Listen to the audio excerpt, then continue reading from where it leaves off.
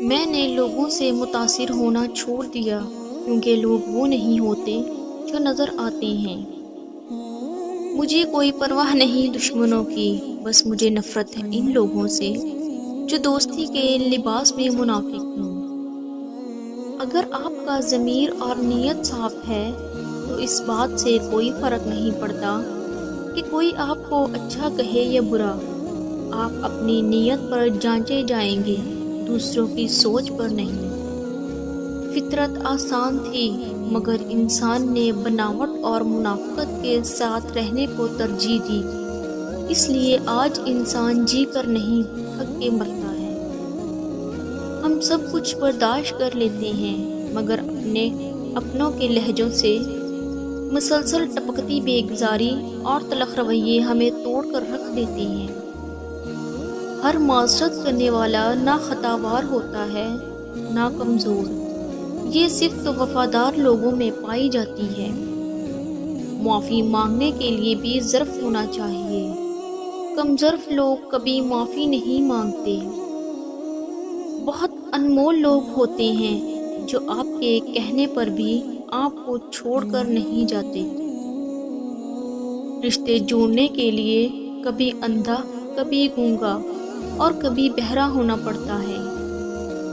ہمیشہ زندگی اس طرح بسر کریں کہ دیکھنے والے تمہارے درد پر افسوس کی بجائے تمہارے صبر پر رشک کریں۔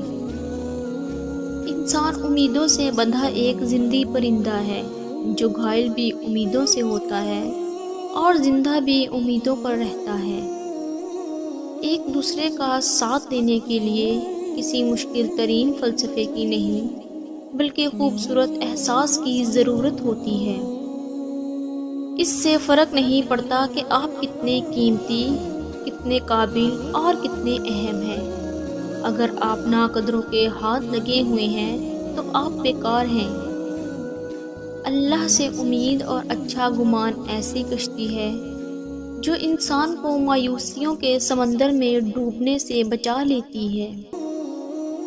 رشتے پرندوں کی طرح ہوتے ہیں، اگر آپ مضبوطی سے پکڑیں گے تو وہ مر جائیں گے، اگر آپ ڈھیلے پکڑتے ہیں تو وہ اڑ جاتے ہیں، لیکن اگر آپ احتیاط سے پکڑیں گے تو وہ ہمیشہ آپ کے ساتھ رہیں گے۔ بہترین زندگی جینے کے لیے اس حقیقت کو تسلیم کرنا پڑتا ہے کہ سب کو سب کچھ نہیں مل سکتا۔ کچھ حادثے انسان کی بہتری کے لیے ہوتے ہیں لیکن انسان کو وقتی سمجھ نہیں آتی۔ کچھ وقت گزرنے کے بعد انسان کو سمجھ آتی ہے کہ جو بھی ہوا میرے حق میں بہتر تھا۔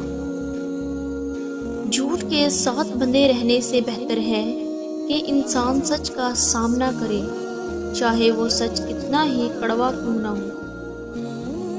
تم اپنے دشمنوں کے سامنے ایسے رہو جیسے ایک زبان 32 دانتوں کے درمیان رہتی ہے، جو ملتی سب سے ہے لیکن دبتی کسی سے نہیں۔ غلط بات پر غصہ نہ آنا شرافت کی نشانی ہے، لیکن غصے کو پی جانا مومن کی نشانی ہے۔ جب ہم اپنے اندر سے درد کو ختم نہیں کر پاتے تو وہی درد ہمیں اندر سے ختم کر دیتا ہے۔ آنسو کا وزن تو نہیں ہوتا، پھر بھی اس کے گر جانے سے دل ہلکا ہو جاتا ہے۔ کچھ لوگوں سے تعلق بڑھا کر ان کی حقیقت کھلنے کے بعد انسان سوچتا ہے کہ فاصلے کتنے اچھے تھے، کتنی عزت تھی۔ اگر کوئی محبت کرنے والا شخص تم کو نصیحت کرنا چھوڑ دے تو سمجھ جاؤ کہ تم اس کی نظروں میں اپنی اہمیت کھو چکے ہو۔ میری ٹوٹی پھوٹی عبادتوں کو ایسے قبول کر یا رب کہ سجدے میں جھکوں تو مجھ سے جڑے سب رشتوں کی زندگی سنور جائے۔